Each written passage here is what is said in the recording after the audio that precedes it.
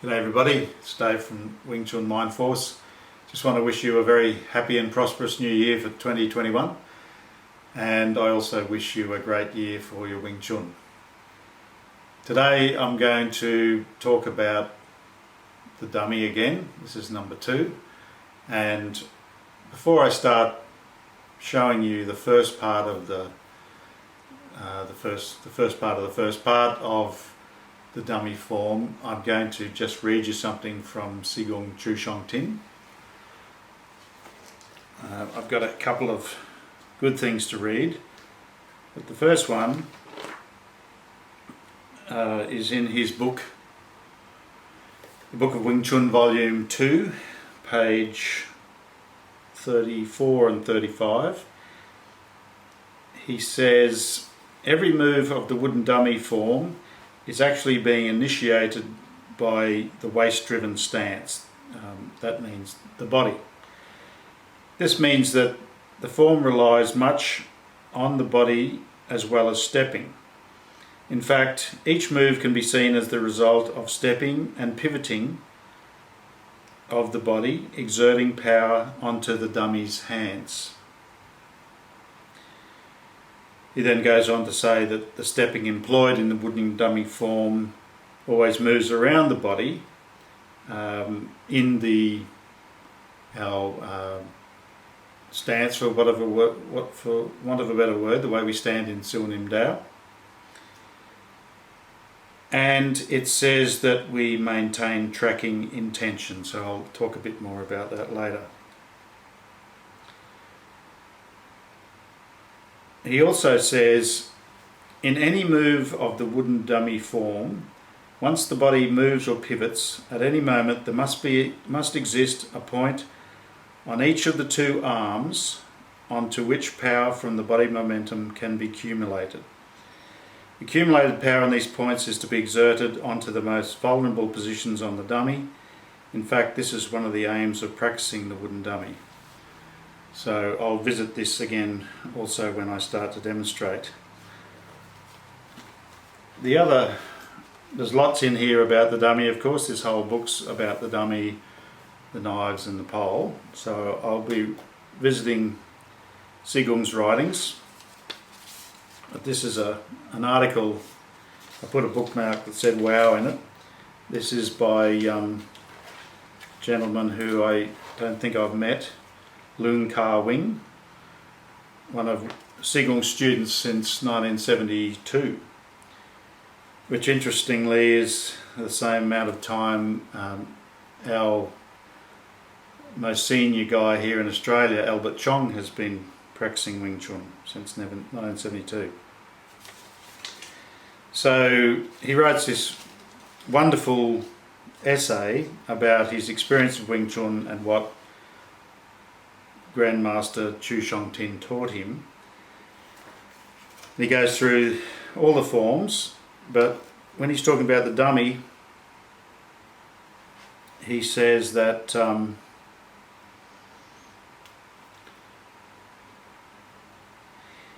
the aspect of the wooden dummy, if you think you have to hit it, he's got that in capitals, or imagine that you have to fight against it, you are already on the wrong track. Put simply, you should not think that you are sparring with the wooden dummy. Don't even think of using any of your hands or arms or feet to attack or block its arms and foot. As in line with Grandmaster Chu's Wing Chun system, the dummy practice emphasizes relaxation of the whole body and concentration on your center line. Exerting force from the arms and feet onto or into the dummy is not right. That means just banging it using muscle force with the arms or the legs. The 3 arms and the 1 foot protruding from the dummy body are not set for muscle strength training. They only serve as sensors directing you towards the center line of the dummy, which you treat as a standing opponent. Okay, so I might revisit this chapter again too, but the essence of the dummy is that, in my words, it's a meditation device, and it's for meditating on everything we've learnt up till now in our Wing Chun. So Sil Nim Dao, that state of mind and body, totally relaxed, all the things I've told you about, putting your mind into points in your body, feeling your spine linked from floor to ceiling, really, floor to the top of your head, but particularly from your coccyx to the top of the skull. Being in your body, staying in your body and not running out of your body when you do things. And this idea of Yi, which we've looked at in Sil Nim Dao, Chum Kyu and Bill G, is what Sigung's talking about when he talks about accumulating force onto points. He's just basically saying the dummy form, almost always there's 2 points, sometimes 3 when you're kicking, where we're touching the dummy, and it's that touching point where our Yi goes, where that's where our mind is. So all of our body weight, compounded by speed, totally relaxed, effortless, focused, goes on to that point. Now, the dummy is an advanced thing, and personally I've never really taught a beginner to use the dummy. I know some sifus will encourage that.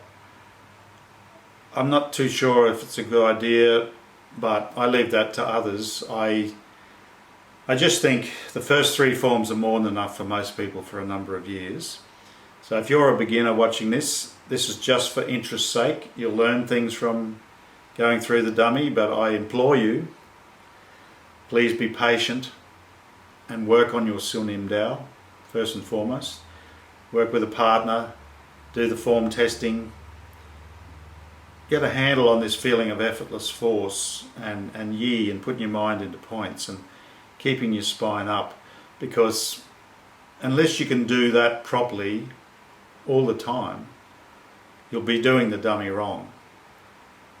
It's a very tempting thing, a dummy. It's sort of sexy. It's shiny and it's timber and it makes nice clocking noises, and we all have that childish urge to beat up something. We love punching bags. Most kids will start hopping into a punching bag if they see one. But as mature Kung Fu disciples, we must be patient and train ourselves the right way, otherwise down the track it's very hard to get rid of those bad habits. Alright, so I'll move the camera now and I'll just show you the first part of the first form and I'll talk about it. Okay, here's the lovely dummy. I want to start off with an unusual practice, which I think is a really good one, and I do this almost every time before I practice the dummy, and sometimes I just do this for its own sake. But essentially I use the dummy as if it's a friend that I'm practicing with, and what I do is I do all the things in my mind that I would do with a partner, especially in Chi Sao, and the things that I should be doing when I'm practicing moving in the dummy form. So the thing that I do is I firstly put the hands like that, with the not arms straight but elbows slightly bent, and that's just finding the general distance from the dummy that we work from. And this is fighting distance for us Wing Chun people too. We basically, when we fight, we attack. We don't really think defense. Our attacks defend us. But when we decide to fight, we go in and we fight. We get in close. We don't stand back waiting for them to kick us in the head or whatever. We get in there and deal with them, and we're comfortable in close. So from there, this is a movement we do all the time in the dummy, but I just rest my wrists, edge of my palms on the end of the dummy, which you might think of as its wrists, and I just stand, and then I do all the things that you should be doing all the time. I feel myself very straight up and down. I relax, and personally, a lot of people do this when they're in their stance. They sort of come forward and feel like they're there putting more weight onto the opponent or the dummy. I prefer to come back really neutral, so that it's like I'm balancing on a pin. When I do that, I feel my spine relax, and I feel really centered, like I'm just that line in the center of my body. So my arms just rest there, and what I do then, I essentially meditate by imagining that I'm sucking all the weight and force out of the dummy. So I'm drawing it towards me like water. So the whole mass of the dummy,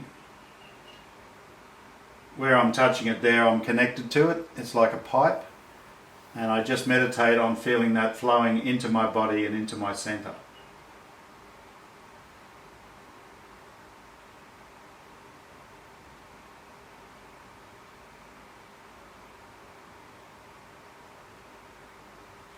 And you can do that as long as you want to. I put on music sometimes and I just stand there. And I've had some very interesting experiences doing that. Nobody actually told me to do that. It's just something that seemed to come to me naturally because I'd been thinking about the Tao Te Ching, which talks about, the ocean's more powerful than the rivers because it puts itself below. And I started thinking about that, and I later had it confirmed that the Sigung also taught that, to feel like it's flowing into you. So that's just a great thing to do. That's what you want always in Wing Chun, is to feel like you're not dealing with them, you're dealing with yourself. You're sort of taking them in, and then there's nobody out there. That's how we want it to be, so that we're always coming in, always taking them in. Just mentally, you're sort of sucking their power out of them, their force, really. It's one of those habits you've got to get, and because if you're going out, if you're thinking flowing at them, I think you end up even just slightly using muscle. I think emptiness is always the key. All right, so that's a little practice that you can try out. So when we start, we have our left arm forward and the right just behind it. And the first movement is very similar to this in Chum Kyu, except one arm's a little bit behind the other. The first thing I do before I make any move, like I said, I feel them sucked in, I feel my spine filled up, but I also feel their center, the center of the dummy. So with my mind, using the yi idea, I feel the center. I feel like I'm touching it with my mind. And I want to keep that feeling right through the whole form. Always, doesn't matter where I am, feeling that I'm touching the center of the dummy.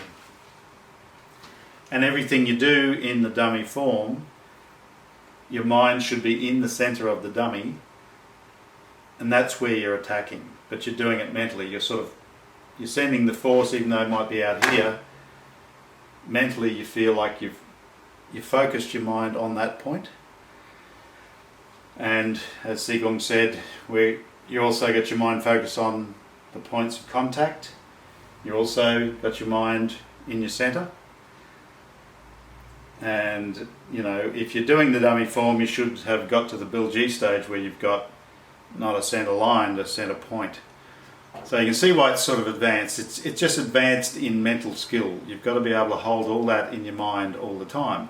And I'm saying I always do. That's the whole point of this, is for practitioners to keep themselves sharp, and it's a meditation device, which means it's for strengthening the mind, to be able to hold all these things in there and be effortless, etc. All right. So the first move, like that. Now I said last week, as soft as you're working with a baby, and that's the best way to do it. It's very tempting, even after years of doing it, it's tempting for me to go boom. I want to sort of give it one, but you don't have to really give it much. To do it really, really well, actually, is super soft will just throw them. We're all aiming to get there, to be super soft, but so that goes there, and then so this one doesn't really hit that. It's sort of just in that space, and you're connecting to the center, and then the next move is a palm strike like the one in Bill G, where you use a pivot. You know that one? It's like that. So you've gone in straight with just aiming at the dummy, then a little pivot. It's not a big pivot, it's just a little pivot like that.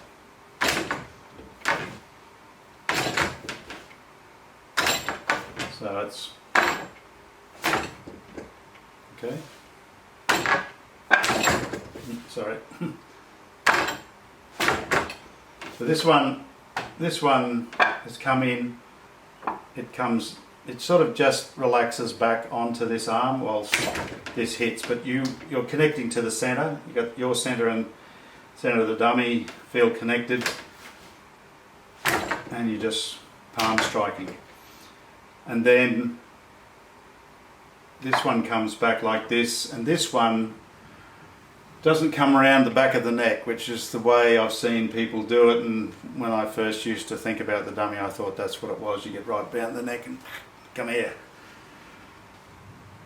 But you're sort of partly behind the neck, but the crucial thing with this is this. You don't want to be like this. Right? That's exaggerating. You don't want to be pulled off your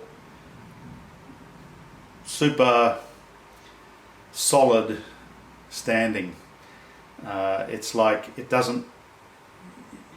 This is the power source, is this unmoving center. Everything we're doing out here shouldn't be affecting the center. You know, if you're Sigung, probably your center won't move at all. Mine will wobble a little bit.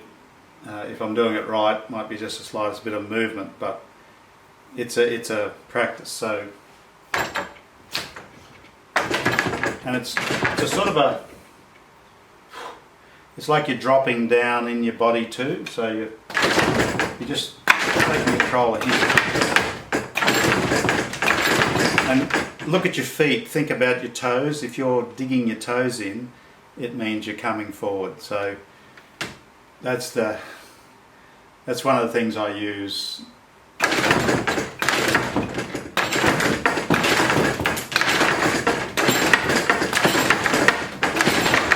It's getting a bit macho there, but you want to feel like that is happening. And the way you test this with your friend, get them to hold your wrist.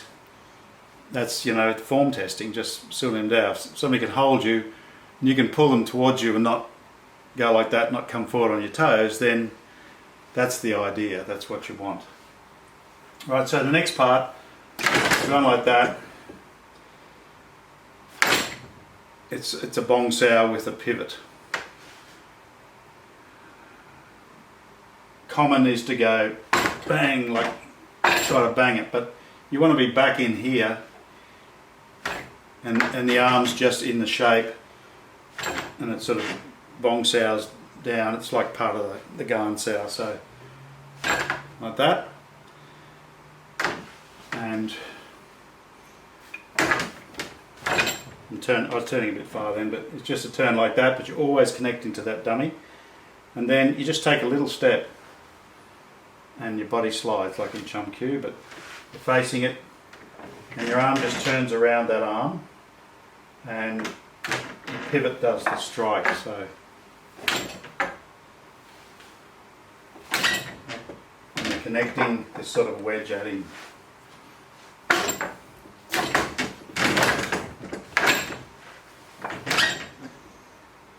Right, so you're affecting the inside of him. And then you step back this way, like the Gan Sao, sort of comes like that. So it's like Gan Sao, zoop, zoop, like that, like we do in Bill G.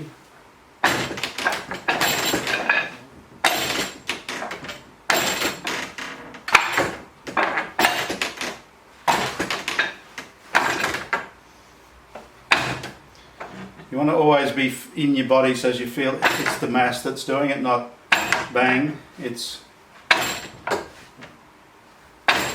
all of you's doing it. And I mentioned it last episode, but because the dummy's hanging off the top rail, the bottom rail's just stabilising it. If it's racing up and down this thing, don't worry about it, but that's because you're not able to connect yet. You've got to be able to always feel in there, even if you're going sideways. See how I'm sort of, it's being squashed because my mind's in there, and that might seem far-fetched, but that's how it actually is. So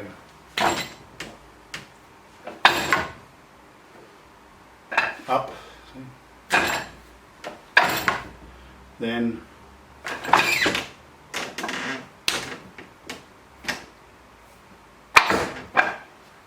so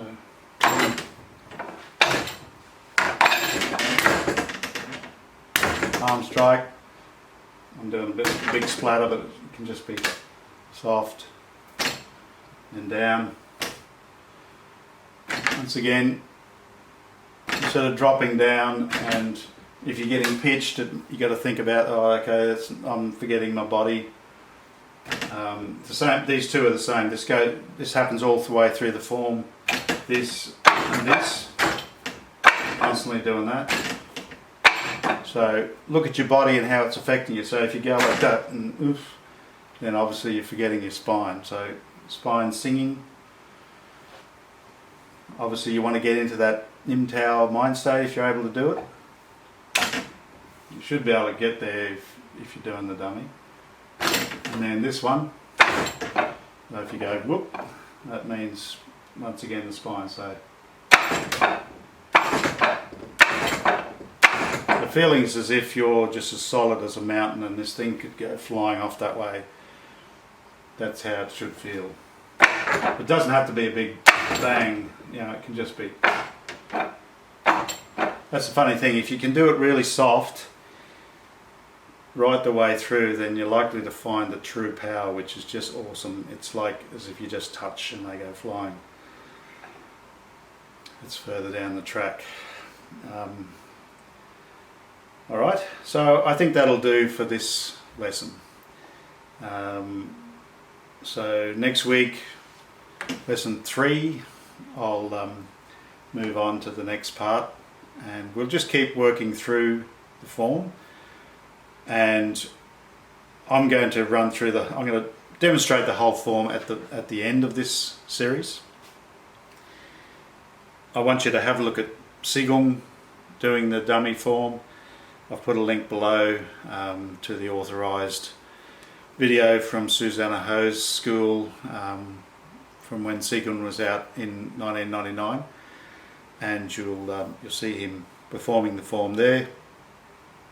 And if you're fortunate enough, and you should have Sigung's 6th form DVD, check it out on there. That's one of the best things ever done, is his explanation of the dummy, and he goes through a lot of things. I'm sort of going through just how to do it, but Sigung in that video shows you how to deal with attackers. Now, just one last thing. I read that essay saying don't think at all about fighting, don't think about somebody attacking you. Now that's a very wise practitioner telling the new guys how to think, and it's always like that. Same as Bill G, I've said don't go trying to be fast, let the fast come to you.